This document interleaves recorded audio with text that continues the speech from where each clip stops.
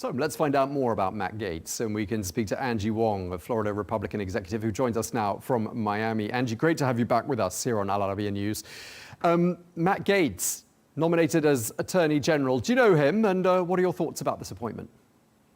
Yeah, I think the whole political world is up on fire over this appointment. It is a really odd nomination, I think, coming from both sides. I think the left has already solidified that they're going to be a hard no on Matt Gaetz, whereas the right, I mean, I've been talking to political strategists and also congressional members for the last 12 hours or so since this nomination came around. Everyone's scratching their heads because Matt Gaetz is not, well, what I'm hearing is that he's not very qualified for this job. And to run the DOJ, well, you kind of need to have some trial lawyer experience, some policy experience. And, you know, a lot of people were even shocked to learn that Matt Gaetz is, in fact, a lawyer. So it was a big shock to my world yesterday, and not all favorable. Even President Trump has come out to say that if Matt Gaetz can last, can survive until January's Senate confirmation, then he can get the job. So I think even the president is kind of weary as to what's happened. But there's a lot of political inside play here with this particular appointment. Remember, it was just hours after the announcement of Matt Gaetz coming in as AG, Attorney General, that he resigned from his congressional seat.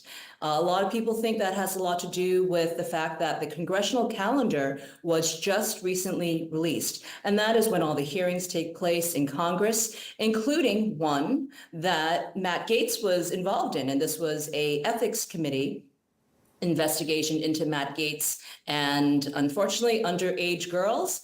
And that was brought on, I think, a few months ago. But finally, there was going to be a public hearing about it this Friday. So a lot of people are speculating that that had a lot to do with his resignation from the 118th Congress.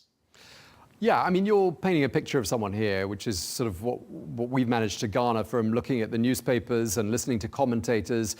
No shortage of enemies, it appears, even from within the GOP. The Alaska Senator Lisa Murkowski saying, I don't think this is a serious nomination for Attorney General. Then we've had the Republican Max Miller saying this appointment is silly and saying that Gaetz will never get confirmed by the Senate. It sounds like this is, and what you're saying as well makes this sound like it's quite a widely held opinion. It is. There's just no clear pathway except for one, for Matt Gaetz to actually be appointed as Attorney General. And that is if President Trump, along with House Speaker Mike Johnson, exercises the recess appointments. The recess appointments is when both houses go into recess, and therefore creating a crisis for the president to step in and appoint cabinet members without congressional approval. And that has been spoken about as one theory that could get Matt Gaetz in, because if you were to do the traditional pathway of getting Senate confirmations, therefore going through a Senate hearing, it's very likely that it's going to be a dead-on arrival scenario for Matt Gaetz, mainly because we already have, I'm hearing up to 7 senators who are saying hard no on Matt Gaetz, and therefore the math already fails. Okay, so I mean, it sounds like this is another case of Donald Trump being a disruptor, tearing up the rule book. It sounds like he doesn't think this is actually going to happen. I mean, what's the strategy here? Well, and that's where I'm scratching my head. Why would President Trump, along with his very smart advisors, even put themselves in a situation where there's such a wild card, where they know that the pathway for Matt Gaetz to get in as Attorney General is very, very slim, and even going so far as to exercise presidential powers that has never been tested before, like the recess appointments, to get one cabinet member in? It doesn't make any sense. On top of that, Matt Gaetz has pretty much no experience in this realm. I mean, there are way better candidates, such as AG Ken Paxton, for example, of Texas, who's been also a Trump loyalist, and also someone that was shortlisted for this role. There's a lot of qualified people. At the end of the day, you need someone who understands legal strategy and can run the DOJ. Given what the rumors of Matt Gaetz is and how much, I'm sorry, but he's quite hated within Washington and other circles, it's like giving the mob boss keys to justice. So that's why, there's been so much backlash. Now, the good that's come of this is that all of Trump's other nominees, well, they're not being scrutinized as much, right? Because all the focus has been scrutinized to Matt Gaetz and all the media attention's been put on him. I know there's a double play here. I smell it already. The fact that Matt Gaetz walked away from his congressional seat in Florida 1 and leaving it to a special election that happens in about 60 days, that in itself is a major, major defeat for him because he didn't have to resign from his seat in order to be the nominee for Attorney General. So some of it doesn't make sense, but I'm sure we'll find out what's happening in the days to come. Yeah, but what about the argument that if you're going to shake up the Department of Justice, you need a wrecking ball? He's a wrecking ball, isn't he? He is. There are plenty of wrecking balls and controllable wrecking balls that Trump has in his corner, ones that can actually get Senate approval, right? So there are easier players to bring on, players that make sense to bring on. As far as Matt Gaetz, it does feel a little bit to me like an IOU. There is something else going on, a lot of Florida politics being played on this one. And ultimately, I heard a theory this morning from a political GOP strategist that it could very well be that when it comes to Senate confirmations, the first one hardly ever gets in. And maybe because he's such a wild card and almost so extreme that, it causes such a visceral reaction amongst senators that they might reject the first one, but then take a milder version of a wrecking ball for the second nominee. So that could be in play as well. And what are we hearing from senators in this regard? I mean, what do you think their fears are at this stage? There's several things. You already have several senators who have already come out with hard no's, such as Susan Collins of Maine. She came out right away and said, no, that's not one for me. And at the moment, I'm hearing anywhere from 5 to 7 hard no's from the Senate in the early days of this. Now, remember, Matt Gaetz still has about 70 days to romance them before there is any type of hearing on his confirmation. But I'm hearing that this is dead on arrival. I'm hearing that this is something that Trump threw in for entertainment values. I'm hearing that there's just, I think it was Max Miller who said that, there's a greater chance of Matt Gaetz having tea with Queen Elizabeth II than it would be for him to get Senate approval. So all of this could just be entertainment. It could just be laying the groundwork for Matt Gaetz to run for Florida governor, which that race is going to kick off next year. It could just be a brand ID exercise for Matt Gaetz. We don't really know, but what we do know is that the pathway for Matt Gaetz to actually get in as Attorney General is slimmer and slimmer. What I don't like is, people like Elon Musk threatening Republicans that if you don't back everything that Trump says and does, that he's going to finance a primary challenger in the next rounds. I don't like that particular type of bullying. I think that if you are good for the job, you have to pass through the checks and balances of our Constitution here in the US to get that position. And you have to, answer some questions and be right for the role. So people like Elon Musk, who has become a very significant player here in the US politics, along with podcaster Tim Pool, they're making threats to Republicans saying, if you don't fall into line, we're going to come after you. That's not necessarily the right approach. That's something I see Democrats doing. I don't like it when we play dirty like that. Sure, and you touched on something earlier I wanted to pick up on as well, which is that this appointment of Matt Gaetz has rather overshadowed some of the other appointments. And, take Senator Marco Rubio, for example, who's nominated for Secretary of State yesterday. When there was a press conference, journalists seemed far more interested in the Matt Gaetz appointment than they were in Marco Rubio's appointment. And that can't be very welcome as a development for someone like Marco Rubio, is it?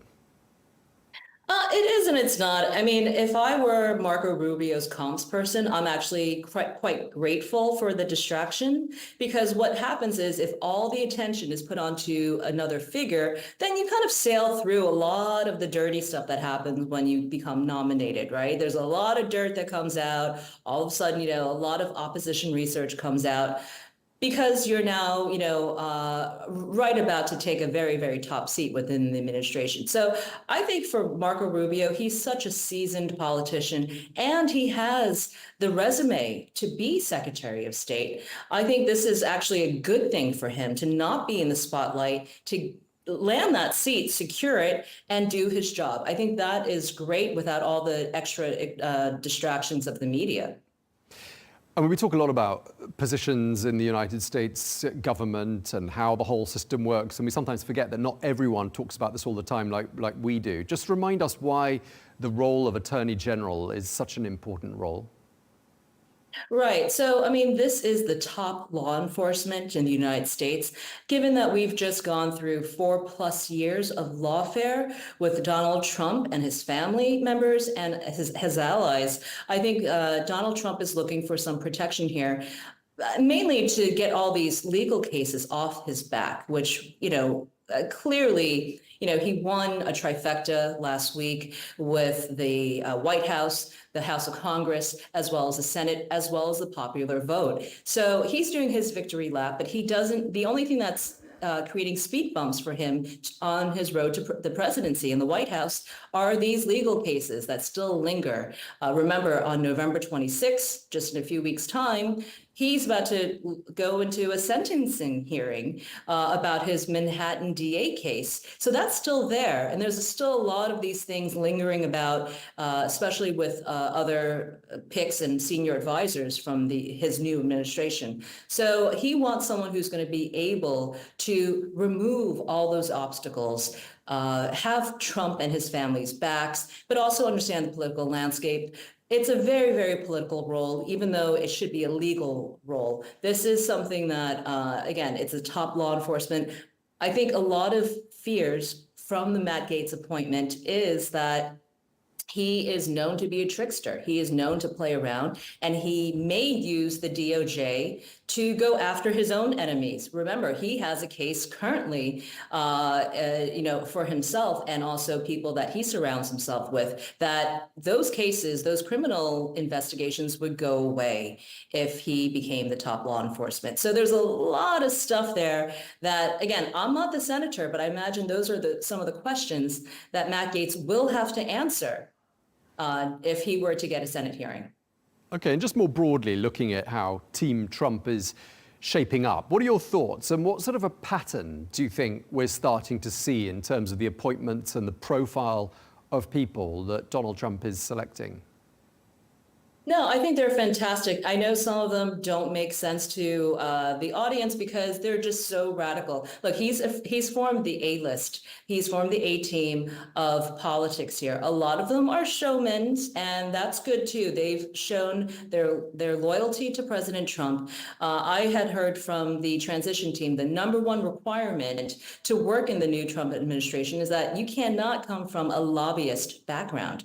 And I think that's why the Secretary of Defense and a lot of kind of the national security roles, those were quite surprising, but it's because a lot of them are Washington outsiders. They do not have the IOUs coming in from the military complex, industrial complex. They are not seeking jobs, with Boeing and others after the administration. They're not tied to the corporatists. So I think that is why they were chosen, is because they come in almost clean. And in order to do so, well, it's hard to work in Washington Sure. and come in clean at all. So that's why he has these new faces as nominees. And just lastly, Angie, I mean, looking forward to the second term in office for Donald Trump, some saying it's looking like it's going to be a bit more organized than the first term, but perhaps a little bit more confrontational. Do you think that's an accurate assessment? Well, look, what I had also heard from the Trump team is that they realize they have a very short period of time to get through their entire agenda. And they're going to push through on day one as much as they can because they understand there are hawks lurking behind them. Any sort of trip up, any sort of failure, they're going to jump in on and create a big media mess or other messes. So they realize that they have to get pushed through their agenda as soon as they can.